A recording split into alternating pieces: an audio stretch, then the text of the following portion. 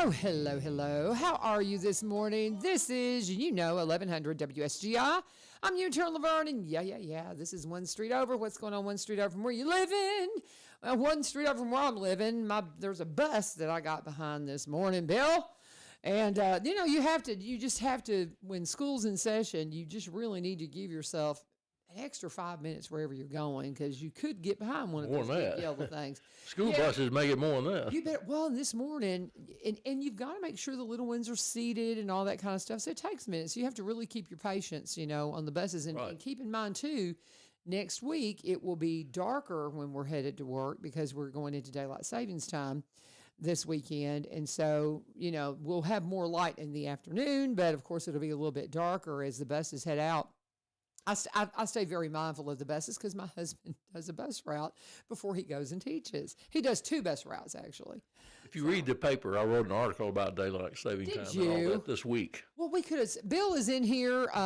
We're trying to get Perry and Katie Myers in here.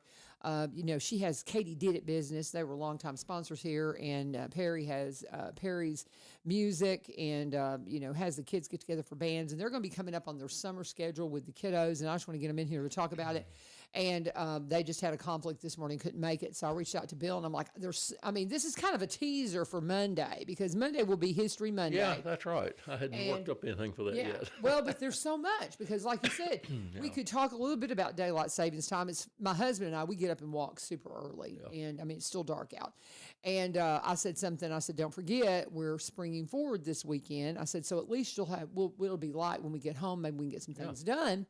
And he said, I saw something on social media that it was like a Native American taking and cutting off the end of a blanket and sewing it up on the top of it, and saying, only the white man would think that you can, cut the end off a blanket, sew it to the top, and make the blanket longer. It's like, I wish we would spring forward and then leave it alone. Yeah, I sort of think that too, and that's been an argument through the years. It's forever. When did it start? From your article, I'm asking you to pull up off the top of your head, just a ballpark. I don't know the exact date. It's changed back and forth. And then I'm writing other articles on time zones. Okay. Which that's really at one time we had interesting. 20 different time zones in the United States. Well, it's so funny because, again, these conversations that we have in the morning are quite funny. And he goes, farmers just farm sun up to sundown. He goes, I always thought the theory of daylight savings time was to help farmers, but it's like the sun's up, they're getting up. Oh, they're going to work anyway. That's right. It doesn't make a difference. No. Yeah, so anyway. I thought of that driving over here. I was thinking, I bet the farmers didn't care one way or the other. Not one way or the other. Not one way or the other. But, this winter time, they call it, it's just a short period of time, maybe 3 months or something. So nonetheless, I wish they would just cut it out. But they used to, and I think I put that in an article. I don't remember because I wrote it sometime back. That at one time a time zone every 20 minutes. So they had about 20 time zones across the United States at one time. That's insane. That's crazy. That didn't last long. No, of course not. That's so confusing. But I told Bill, I said, well, since the Myers can't come in, I said, come on in. We've got Brian Pulley coming in with United Way at 7:30, so we don't have a ton of time, and you put preparation together. And there was a couple of things we kind of texted back and forth that we could talk about. What did you end up wanting to talk about this morning? You want to talk about women's suffrage? Thank you. Because people forget that this is such a big deal to me because I'm a woman. Everybody's like, you're a woman's liber. I'm like, no, I just want what God planned. There is no male, there is no female. We're all equal in the sight of the Lord. And the idea that women at one point didn't have a right to vote and we were treated like property, it bothers me greatly. Well, my grandmother, who I think I thought a lot of, her name is Bess Miles, but she wasn't able to vote till she was 45. Wow. That's my grandmother. Wow. Because it changed. Crazy? The law changed in 1920. Yeah, 1920.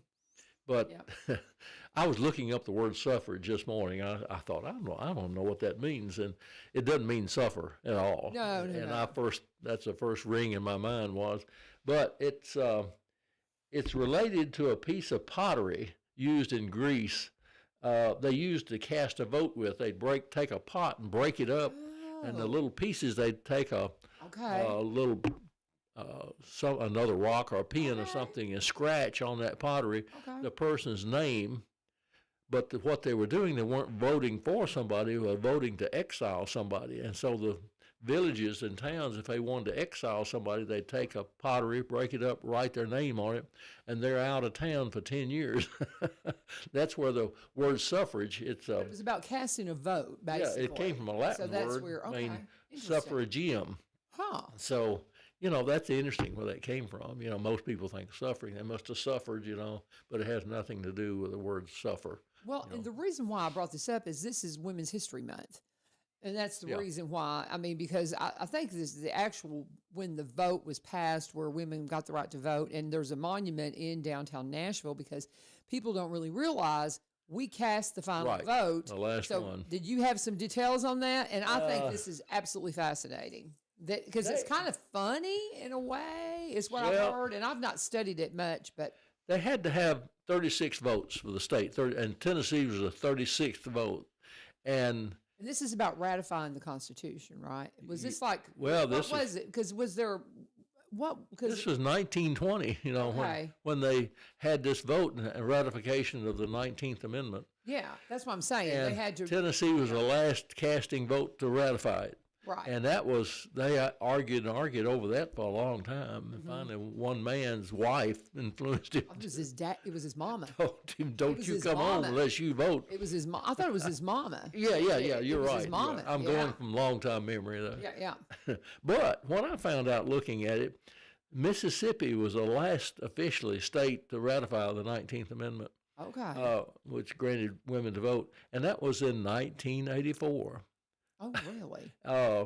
Several states did not ratify it until 1984. States that were holdout were Alabama, Virginia, Florida, Georgia, Louisiana, and South Carolina. They held out, and they in various years they came on board with that. And Tennessee was the final one, in 36 state threshold in 1920. Interesting. And Mississippi was the last one. So isn't that interesting that people, in our lifetime were thinking about didn't want women to vote. And I ran across wasn't it originally that the those who voted had to own property in the beginning of our country? That was a rule after the Civil War to keep blacks from voting. Right. That's what they set that rule out. That was early in the. It was the whole way back, but prior to that, they used that and several other things to keep blacks from voting. Even though they got the right to vote, then they had to jump through a lot of hoops, I wonder if women, if they were the sole landowner, say if they were a widow. And owned property. I wonder if they were allowed to vote as a landowner. No. As a landowner, really? It's amazing. Yeah, it is really amazing to me. You look back and it's people, not been that long ago. I think people will look back at our time 100 years from now and say, well, they sure were silly about so-and-so, this or that and the other, Well, we look back and say, how'd they do like this? Yeah, it's like, couldn't they see that was stupid? Yeah. Well, and I think that, a lot of the stuff that I get into with women's role in church authority, a lot of the different denominations found their development and became a movement at a time when women weren't given the right to vote. And so I think it was an easy default to say, well, see, Paul said, women be silent. See, Paul said, I don't give. I feel like that was, I don't think they tried to dig into it and say, well, what did he really mean? In what context did he say that? And should that be a universal commandment to the churches? Yeah. And that's one of my big concerns with the church is that so many of these organized congregations now, denominations, if you want to call them, they gained a stronghold in society during a time when women didn't have any rights. Right. And so it would be an easy thing, but I don't want to go down that road. But what else have you got for us? Well, let's see, what was it? During all this argument about suffrage, they had what they call the War of the Roses. Yes. Uh-huh. You know about that? I've heard a little bit, but go ahead. The yellow roses were for suffrage and the red roses was against suffrage. And it's sort of, I didn't think that name War of the Roses came from that, but it did. It's just interesting that. Okay, I didn't know that was the original. The original. Some of the most interesting things I came across was how women were kept from voting, and the justifications they had for the right for them to vote, and what was said, what in legislation and all this, that women weren't smart enough to understand politics, and if one of the reasons that if women vote, the human race will end. Because they won't stay home and have families and things like that. Oh, I see. So they'd quit having kids. I get it. That if women became involved in politics, they will stop marrying, having children, and the human race will die out. That they believe that. Another one: women are too emotional to be responsible voters. That was another reason. I know. These are all that thought still. Persist today. There's still there's bigotry that will always. That's one thing we talk about, racial concerns and things. I talk to my students, and I said, there's going to always be bigots. There's going to always be people that think because of their position in society, or their, whether they're male or female, or their color, or their ethnic background. A lot of things there's bigotry in every walk of life, and you just have to be Jesus and not be. And that one statement made, a woman's brain involves emotion rather than intellect. And it disqualifies her from sterner duties. And you can see a little bit why they would think that. I mean, from what people say today, you can see how they got to that point, but how do they believe that is something else. Another one, women shouldn't get the vote because men would have to hear them talk more all the time. Well, and we already talk a lot more than y'all. That's and funny. Men didn't like to hear women talk about politics because they didn't want to be upvoted, they wanted to hear the women that wanted to say, go make me a sandwich. They didn't care about talking politics. Women's sole patriotic contribution should be to raise sons. Now, this is in 1900s now. Yeah, guys, this is in the 20th century. This is just 100 years ago, y'all. Yeah. And 100 years ago. They should not, they wanted the sons to engage in politics, but not the women. Yeah. But they said, we always vote for the women's interests, so why would you care to even want to vote? We always, and that was a Texas Democrat that said that. I don't know what they would have done with me back then. And it says, this Texas Democrat, Martin Dye, said, I still adhere to the old-fashioned belief that the hand that rocks the cradle wields a better and a stronger influence upon the nation than the hand that writes the ballot. Well, he was just, and honestly and truthfully, there's a point to that. The children that you're raising up and the way they are raised will have a more powerful influence on the world than what you can do with a political pen. Yeah.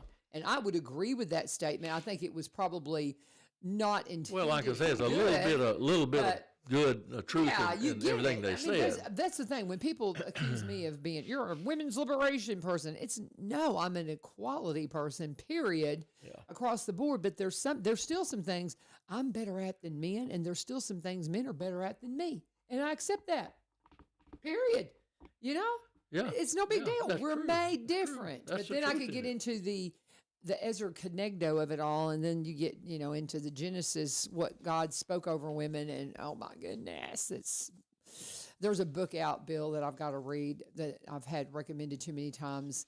In the beginning, we misunderstood. It's a Bible commentary book, and I'm like, I think I need to read that. Hey, Buzzy, good morning, Mr. Poole. I put something on Facebook yesterday I thought would fit right in, and it says, pretty words are not always true, and true words are not always pretty. Amen. And I thought that's a good statement. I didn't make that, but I found it and I put it on there. Mine that I've quoted. There was a thing I used to do called Good Morning Church, and it was my answer to feeling like I needed to preach, and I'd put up these for about 2 years. I did it. And there was a guy that worked in the Benevolent Center with us, and Tim Martin, and he was just an old street preacher, he called himself, just a salt of the earth kind of guy. And he used to always just come out with little things. And he says, you know what, LaVern? He said, the world we've got to get better at telling the truth because the world lies real good. Something like that. That's a good statement. Yeah. And I just thought I just thought that because they lie real good. Anyway, go ahead. I'm sorry. Anyway, another one. Women don't need to vote because men will always vote with their interest in mind.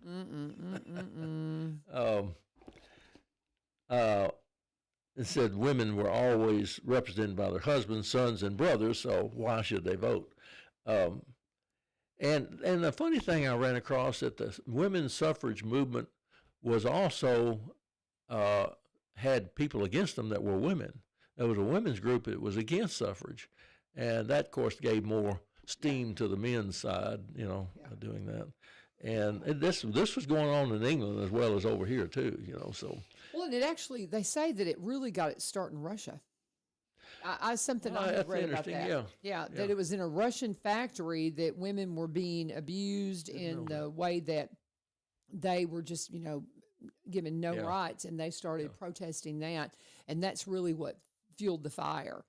But it's quite interesting. Yeah, and something that I read is I'm trying to put together something for the kiddos to do during the Women's History Month. Yeah. On women's suffrage, but I want to do kind of a little satire, kind of a fun thing with the mom telling her son how to vote here in Tennessee. I want to have a little fun with it. So, but anyway, so I've looked into it. You could do a little skit. Which would be funny. Exactly. Do a little bit of a little satire. We can do something in front of a green screen and put some fun things behind it. Just something silly. Yeah, it'd be interesting. Yeah, we did the same thing with the Ides of March. So it was fabulous. It was so much fun. Did somebody get a dagger out? Yeah. Well, we had a paper one. We had a little cardboard one, but we had fun. I shouldn't have asked that. I need to send you. You would get a kick out of our Ides of March. We actually need to re-release that because we are in the month of March and the Ides of March is approaching. So anyway, go ahead, Bill. Okay, another statement is made. Now, this, in 1900s, women don't need to vote because they already have everything they want. That was Congressman William Mulkey. Women should have no reason to want to vote. Every woman in America, they get what they want and more, he says. And men were always casting their votes with women's needs in mind. Right. That's funny, And said the great cry is that women should be allowed to vote in order to protect themselves against what, though, he said. He said, what do they need protection against? We provide all their protection. We provide all their needs and everything. So women don't have a need to vote. Until they don't. Yeah. And so says that's the way we show consideration for them. And this is an argument against the suffrage. Another one was women are too delicate to engage in politics. And that was made by Congressman Charles Carter, Oklahoma. He said, if it were not for dethroning her from that high pedestal upon which we accustomed to place her and dragging her down to the level of beastly men, I believe I might even today be willing to vote for universal women's suffrage. Another congressman said he was unwilling to force women into the vortex of politics, where her sensitiveness and her modesty will often be offended. Well, bless your heart. And I mean that with the intent that you can imagine. But anyway. Another one was voting polls are not fit for women. I guess they're fit for men. But yeah. And said the polls were not decent places for women. And Dr. Anna Howard, the president of the National American Women's Suffrage Association, said, you say we should not mingle with these hard men in voting booths, but they are the same hard men that we live with the rest of the year. That's great. I love it. Another one is, I guess we got time. If women get the vote, men might lose respect for them. Think about that. If a woman puts herself in a dirty world of politics, men will lose all regard for them, even though they presumably continue to respect themselves and other men who vote. And that was in 1911, so it said that. That's by a chairman of the Democratic caucus then. By keeping women in their exalted position, man can be introduced to do more for her than he could by having her mixed up in affairs that would cause him to lose respect and regard for her. The woman does not have to vote to secure her rights. And we'll go to any extreme to protect in the elevator. That's what the men would do, as long as what this man says. As long as women keep their place, she will get more protection, more consideration than men get. When she abdicates her throne, she throws down the scepter of her power and loses her influence. A lot of words there. But again, it gives you an idea. And again, this was just 100 years ago, guys. Yeah. 100 years ago. A little over. And, I mean, it just is astounding. And you think about, too, just like what the African-American community went through, even when they were given rights, they had to fight for them. And women did the same. And I mean, even up into, I remember as a child, the push for the Equal Rights Amendment, the ERA. Right, yeah. And you talked about the ones that were for and ones that were against it. And within the body, within the church that my family was affiliated, we're Church of Christ. I grew up in the Church of Christ. I'm still a member of the Church of Christ. But that's my tribe. And there was a big movement to stand up against it in our church because women needed to, and I mean, it was almost kind of like we know our place. And of course, I was just a child, but I remember it very, very well how that the women of my congregation, including my mom, were like, we're against ERA. And I know, and that was also on the heels. I don't even know what the year it was on the ERA, but off the top of my head, but nonetheless, it was one of those time periods that we were also seeing the sexual revolution from the 60s and all this kind of stuff, and it was just the downfall of the home. And I think it was the church's way of saying, you're trying to destroy our homes and you're trying to undermine us, and that wasn't the way to do it. I mean, we just need to respect each other and treat each other equally, period. And I just think we have way too many laws. When they ask Christ, what are the greatest commandments? To love the Lord your God with all your heart, and to love your neighbor as yourself, and all the commandments rest on those. It's the thing, you look at all the commandments given on Mount Sinai, 600 and something, it all comes down to treating each other right. Right. And honoring God. It's not simple. Any difficult things to understand about that. Exactly. What else you got for us, Bill? Another one in the Catholic Church now. There was a cardinal. And his name is Cardinal O'Connell. He spoke out against women's suffrage and the sinister feminism, he says, was coming upon us, and that threatens the masculinity of the American man. And O'Connell said that the proper order is a house could only be maintained with a man at the authoritative realm. He states that if a woman began to usurp a man's power, it would lead to a false feminism, which certainly, unless it's curbed in time, will have disastrous results for humanity because it's unnatural to have women vote. This is something Paul Rainey just put up, and I had not heard this because I don't watch I'm hardly ever on the news anymore. I don't have time. It's just I just can't hardly stand to watch it. But anyway, he said, can you believe that we have people in Washington, D.C. that are trying to tell people that married women won't be able to vote because their last name is different than what's on their birth certificate because of the SAFE Act that just passed. So what they're trying to do is they're trying to be like, well, yeah, you got to have an ID to vote. So yeah, if your name isn't the same one, if you're married and your name doesn't match your birth certificate, you won't be able to vote. That's the silliest thing I've ever heard of. But I mean, yeah. I hadn't heard that. That's interesting. I haven't either, Paul. I'm going to have to check into that. But that's that alarmist thing.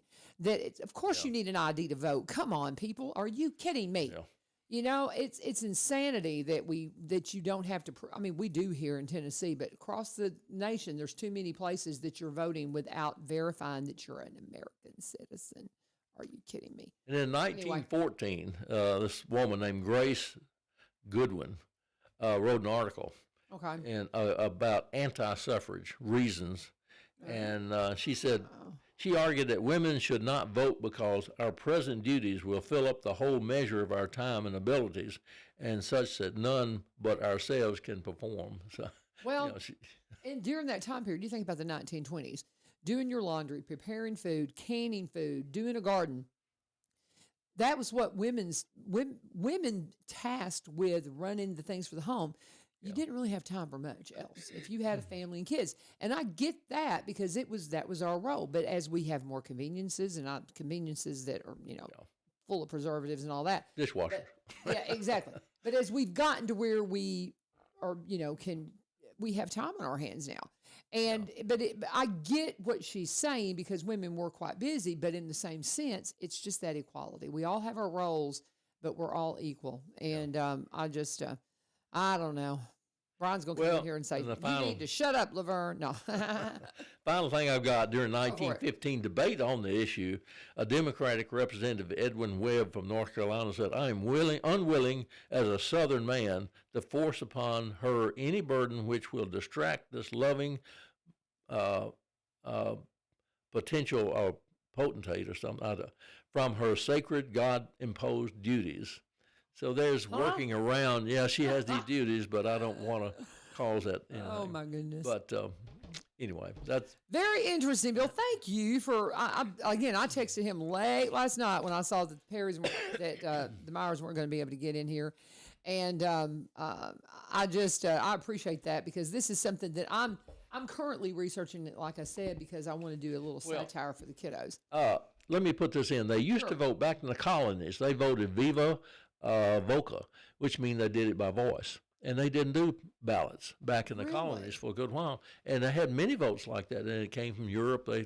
They would just vote by, you've heard them in England. They vote loud, and whoever's loudest wins. Mm-hmm. And I see that today in a lot of things. They'll have a voice vote and say, okay, those have it because they spoke up louder. Right. Anyway, that's interesting. Yeah. Interesting. That was fascinating. Now, that's just kind of a teaser for Monday because History Monday is coming up this week. So Bill will be back in here on Monday. And maybe we could do maybe a little bit more on some women's history stuff or whatever you want to do. But also, too, the times, I hadn't even thought about what I'm going to do, but we'll see. But you've got with us having to spring forward this weekend, that might be a good time to kind of talk about the history of that too and when all that started. An article Tuesday came out in the paper about that. Okay. And I'll have another one coming up. Okay.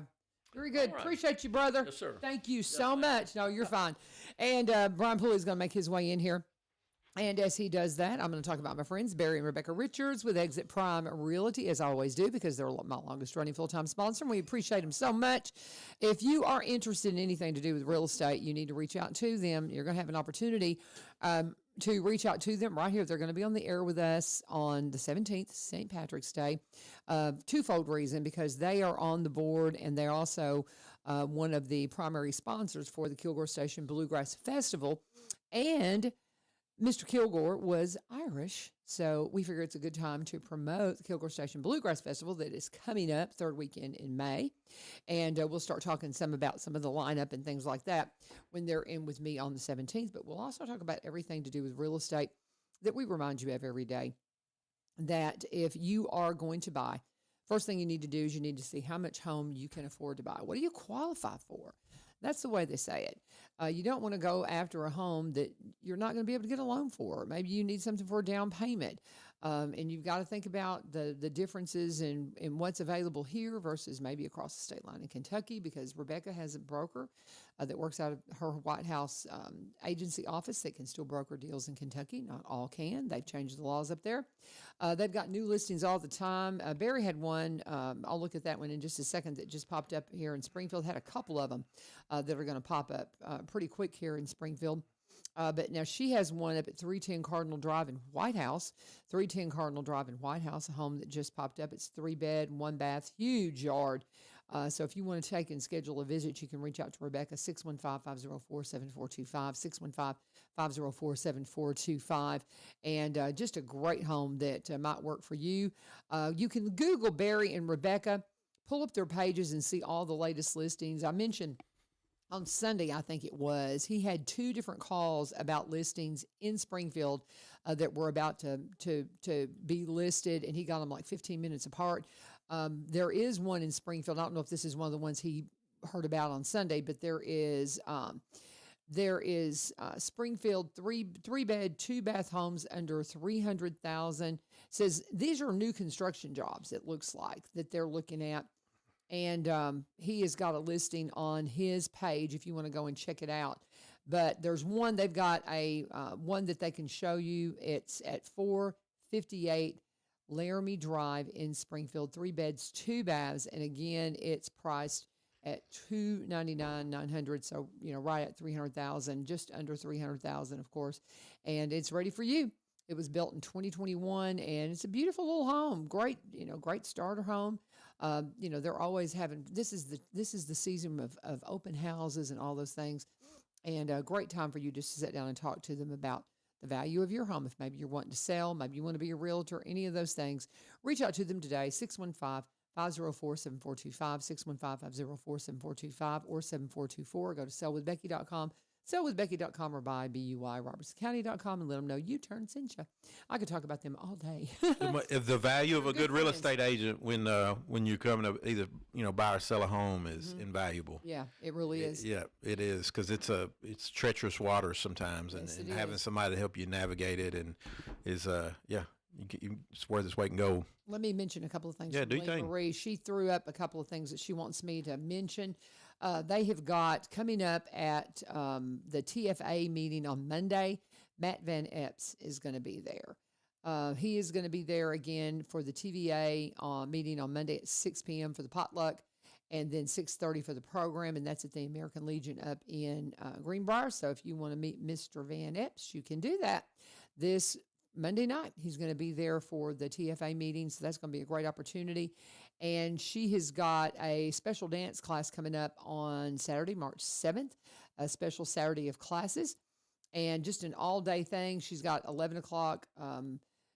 Actually, at 11 o'clock, they've got just a whole day of special classes. So at 11 o'clock is a support group class. There's no charge for that. If it just says, do you need to talk?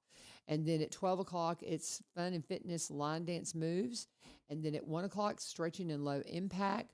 2 o'clock, greeting card making. 3 o'clock, create a junk journal. I'm curious about that. What is that? And at 4 o'clock, beginning East Coast swing classes. So just a big full day of classes, special classes on March 7th. That's really cool. So go and check it out and see what Lee Marie's got going over at the Well in the Square, I need to mention. What's it called? A junk journal? Huh? A junk journal. Okay. And I'm kind of curious as to what in the world she Taking means your by old that. stuff and putting it in a journal know. to remember it, like a I don't like a know. scrapbook or something? I don't know. But I need on the way here. Let me put this call out. I need someone to help me get organized. I need somebody to come on this show and talk to me about organizational skills. I'm getting better, but I just like this morning, I got behind the bus and I got here. I mean, just by the skin of my teeth again. I was ready to walk out the door 20 minutes early. And then I remembered that I forgot to do something for my field trip today that I need to have done. And I sit down to try to get it done. Of course, and it's not absolutely has, but it's one of those things, one little detail that I would have liked to have had taken care of. I don't know why I can't stay more organized. It's insane. And my friend Muriel Barnett, if she's hearing this, she's going, because she knows. She said she got involved with Celebrate Recovery just because she knew I needed somebody to help. Need some help. Get organized. It's like, I would say I would be glad to help you, but you would have the absolute worst person on here to go with it. I have. Are you organized?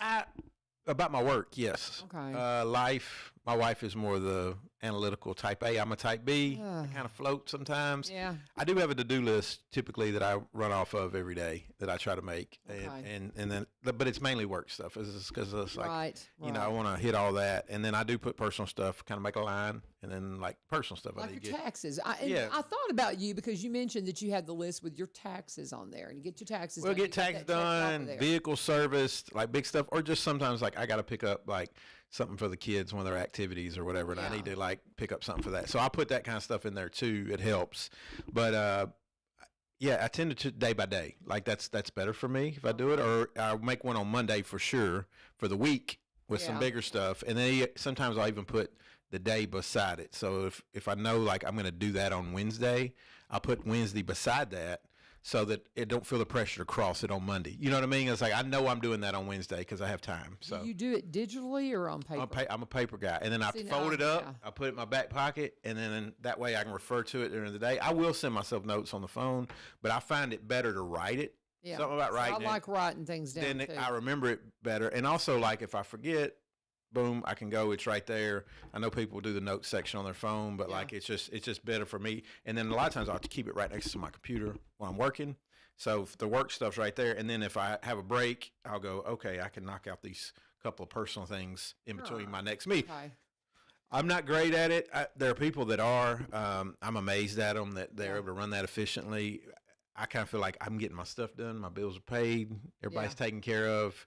At some point, you just got to live too. So I'm probably not the best one to bring in on that. I know people in my life though that they would get you in order real quick. So if but I'm not one. I'm not one of them. My wife is way more organized than I am. I don't think I need somebody to come in and try to we're not there. But just as soon as you said bill pay, I pay most of my stuff digitally. But I've got my auto insurance bill. I can't get it to work digitally, and I haven't sent the check. Yeah. And it's due right now. And so as soon as you said that, I'm like, oh, yeah, because I was working on that the other day. Tried to call them, couldn't get them, and then I forgot. If I had a list in my pocket, do you have like a notebook that you tear the page out and you keep it? Yeah, and I throw it back in my bag, and I use it for work notes too. But I had a boss, and when I worked in college athletics, my first job in college athletics, and he was a ISP Sports, and he was like the CEO guy, and he said. One time he said, make you a to-do list, and then the thing on the list that you don't want to do the most, do it first, and then work your way from there. And he said, I promise you your day will be better. When I do that, and this man is very successful, but when I do that, I subscribe to that, he's not lying. Like, knock it out first thing in the morning. The one thing, there's always one thing on your list. Man, I don't feel like doing that because it's going to be tedious, or it's going to be time consuming, or it's going to be like just something I don't want to do. Yeah. Knock that out, and your day will, because it's just easier from there. Like, he's like, I got the worst thing knocked out first, and because we all have those, it's like that thing I got to do today that I really don't want to do. And he's right. So when I do that, most of the time I like to knock out the low hanging fruit first. Cause it's easy, because then I can go. I start scratching them. Yeah, that feels good. But do the hardest thing first, and because you got energy, you're up. Go ahead and knock it out, and then you're not staring at it all day and procrastinate. So I don't know how we got on this, but it's because I just as I came running in here today, and I've got this field trip, and all the things that I forgot to do that. Praise the Lord. Well, it's just like we're going to see Steve Beischer up at Vol State, and 5-time Grammy Award-winning sound engineer that runs the Vol State media program. Phenomenal guy. This is what you're doing for your field trip? Part of it. We're going to the TBN studio as well. Oh, nice. Well, so I made arrangements with everybody last week before, and should have called everybody Monday to follow up and say, hey, reminder. And the Craig from TBN messaged me. He says, we're still on for Thursday. And I'm like, yes, thank you for messaging me. Well, I forgot to reach out to Steve at Vol State. And I thought last night, did we really solidly lock that in? Right. Which we had, but I the confirmation. The confirmation, And so, thank goodness he messaged me this morning, what time y'all going to be here, you know? But it's like that. And I was just like, in the world. And so that I like your list idea. I think that might work for me. It's simple, but I think it's effective for me, and it's a really good feeling at the end of the day when I get home sometimes and it's all been scratched. I just throw it in the trash can and we start again. So it just works for me. It helps because I'll refer to it. Okay, because if you get a minute, like I might have a meeting at 10, and then another one like a lunch meeting, and then something at like a late afternoon thing. So if I have a gap, I'll go, okay, what do I need to do? And sometimes it's just like follow up with so-and-so, follow up with so-and-so, follow up with so-and-so, because, that's a lot of my job. But then if I do have time, it's like I need to run and pick up that thing for the kid. You can work that in your day. It works for me. My wife would maybe say it doesn't work great because she would like me to be more organized, but we all have our personalities. And I get distracted easy. And it's like it's time to enjoy some life. This morning is a great example. Get my son to school. We had to leave by a certain time because he has to be there at 7:15. And he's out in the driveway while I'm getting my stuff together, shooting basketball, and challenges me to a game. You don't think I'm playing that right there? We're gonna be a few minutes late, but it's funny. And if my wife saw us, she would have been like, "What are y'all doing out here?" But I was like, "You challenged me, it's on." So I pitched the bag and let's go. But yeah, you got to live a little life. We got to live life. You got to live life. So That's just it. But I love that, and I'm going to use that because that might help. Because here's something this is something that we got from Matt Driscoll. He's a counselor, and my husband and I, we were like, okay, our marriage could be better, so help us, kind of a his needs, her needs kind of thing. He's like, put it on a whiteboard. It's like, okay, here's the things LaVern needs done. Here's the things Mark needs done, and start trying the things that you need help from each other with. Yeah, and that's helped us in that regard because right now we're renovating the house. Oh. And it's like, I want that done, but I want this done. Well, I want this done. I want this done. And we're kind of like, there's things that are important to him that are not as important to me, and vice versa.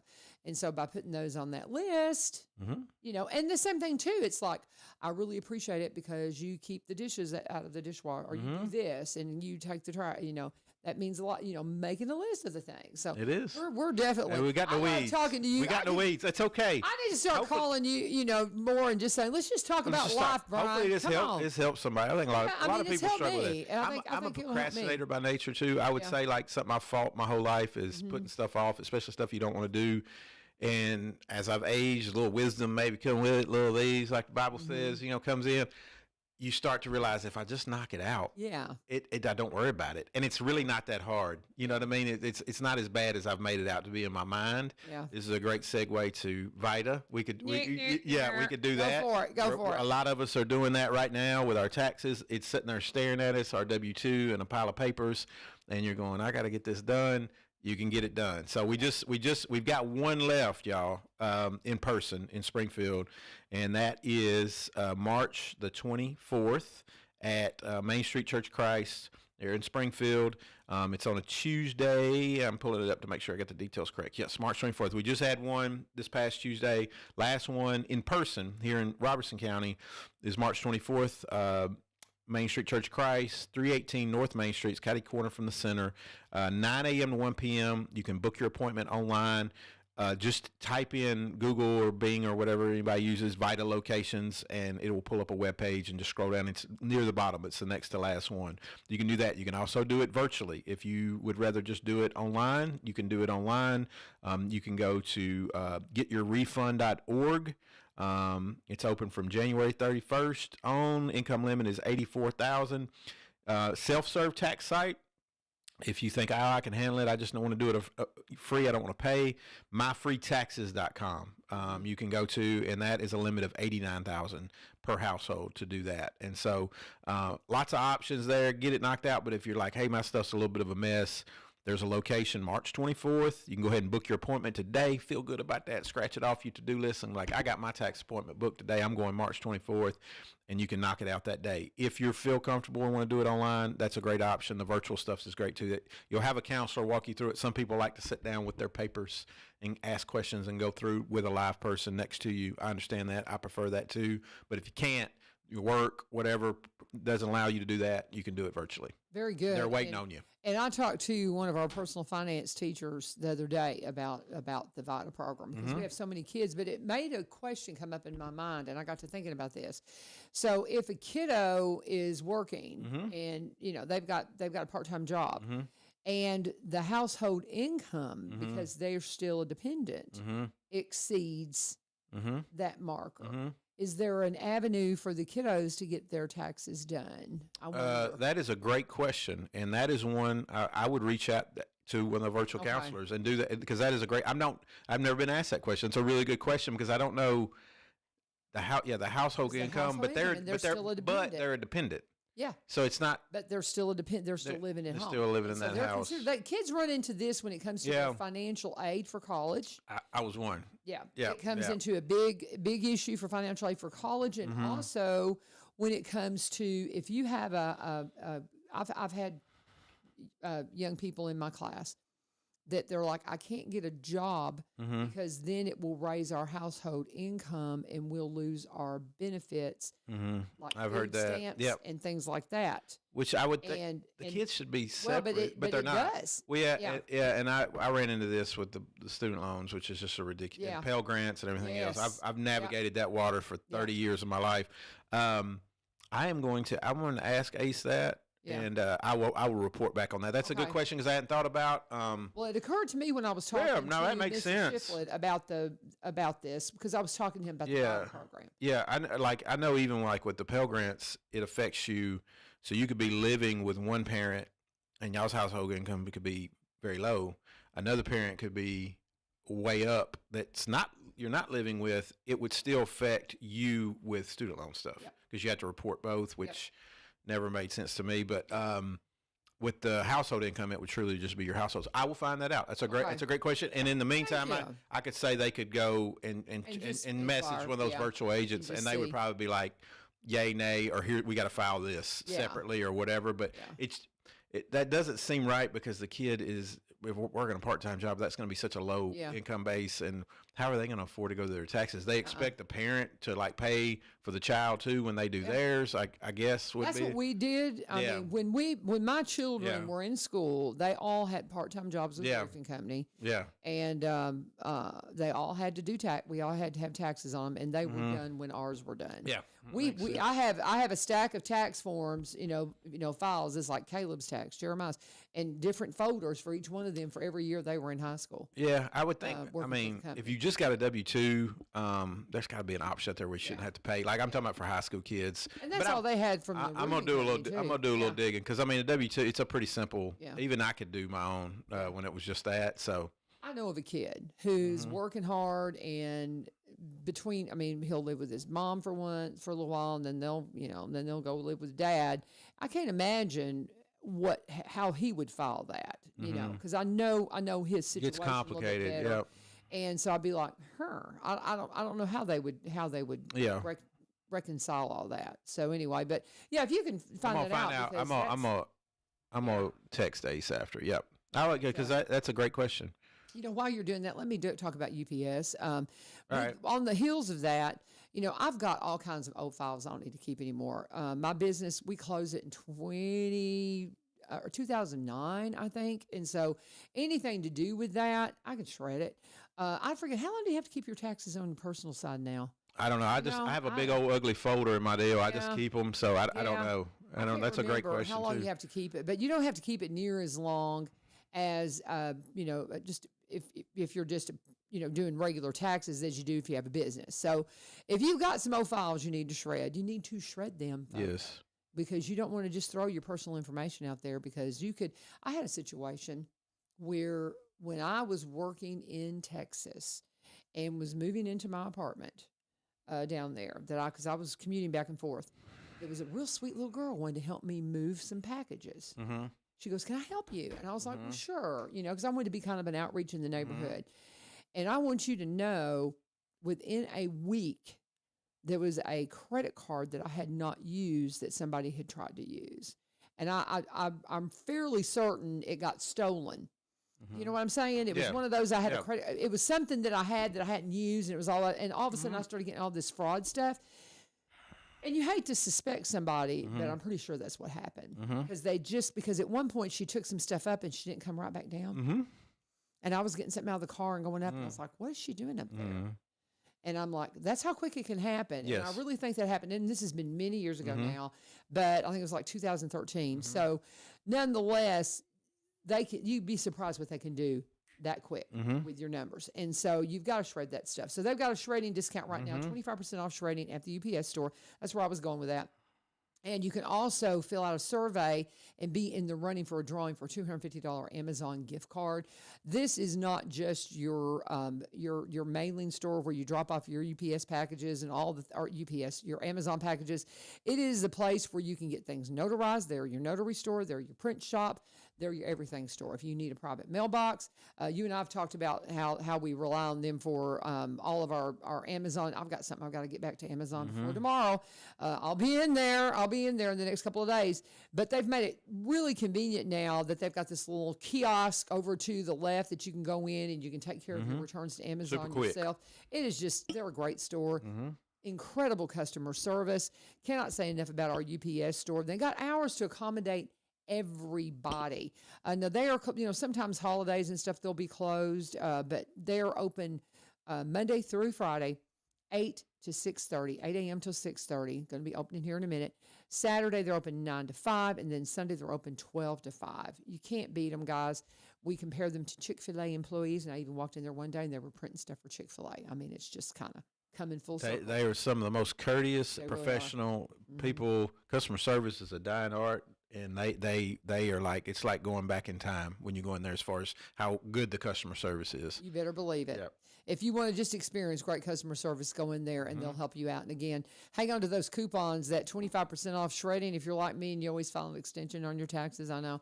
And so you won't shred everything. You're talking about I know. and to do But this. I'm already on my tax preparer's schedule for an extension. I hate to do that to her and say, oh, let's go ahead and get it done because she's next not year. expecting Make that a goal for I'm going to talk to her in the fall and say, let's plan on doing them on work time it next back. year. Let's just quit this extension because we've been doing it with the business for years and years. So anyway, but get in there and you can hang on to that coupon. Any coupon they have, if you hang on to them, even if it's not that month's coupon, it's still good. So hang on to those 25% off shredding services coupons because you never know when you're going to need it. Get by the UPS store today. It's at 513 Memorial Boulevard here in Springfield. They'll be open here in just a few minutes. And you be sure and tell them U-Turn and Brian sent you. What else you got for us before we wrap it up? A couple of things. I've got your question sent off. It's in process. So hopefully maybe before we get off, I'll get an answer. But we had another cleanup day on Sunday. I think Ace said we had 18 volunteers come out to work with our neighbors, clean some brush out, chop some trees up, get some stuff moved to the road so it can be picked up. Just a big shout out to all of our volunteers that came out on a Sunday afternoon and spending their time to help their neighbors. We were a little worried. It's funny. We had, I think we had 10 or 12 at the first one. And Ace is like, I don't know if, we did it the week before. It's hard to kind of do it again. And then we end up with 18. So just a lot of people coming out to help their neighbors on a Sunday afternoon. Beautiful to see. Thank you for everybody that's come out and helped. I still think we got a little bit of work to do on the ones that were turned in. And so, just want to a community that helps each other is a beautiful thing. And then also we had our United We Read this yesterday and Tuesday. So that's our literacy day of action that we have. We are slowly working to expand that in all counties. So we didn't have one here in Springfield this year, but my hope is we will have one next year. We expanded to 2 additional counties this year. I got to go to the one in Clarksville.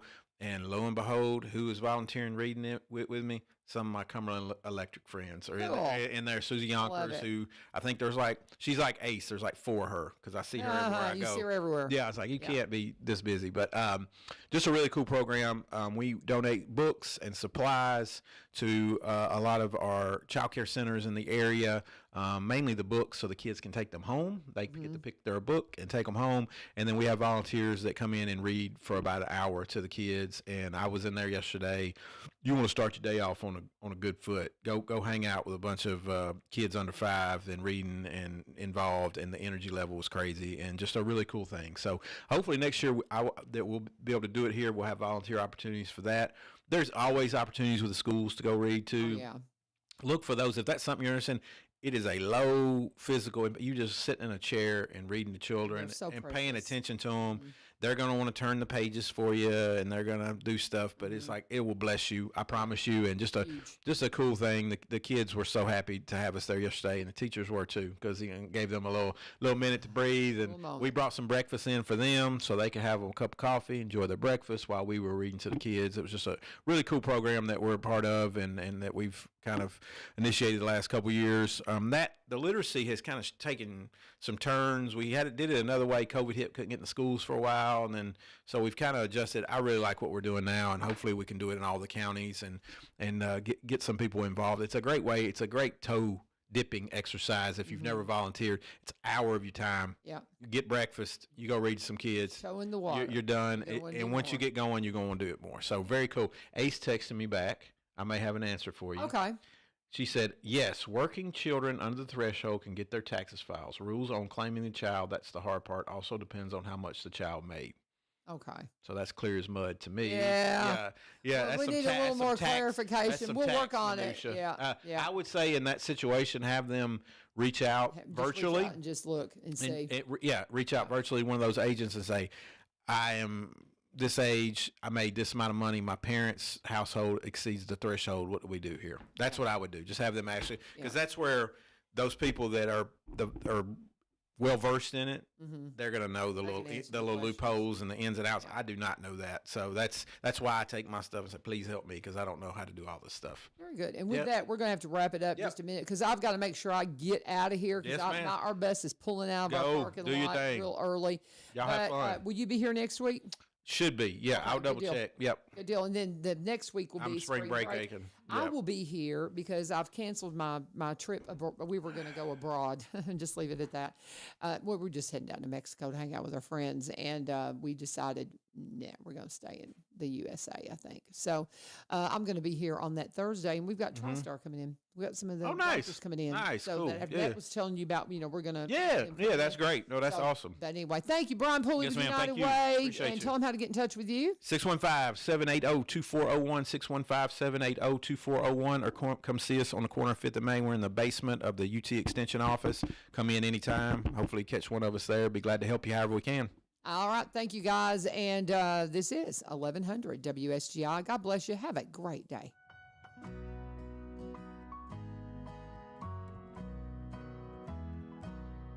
We shall live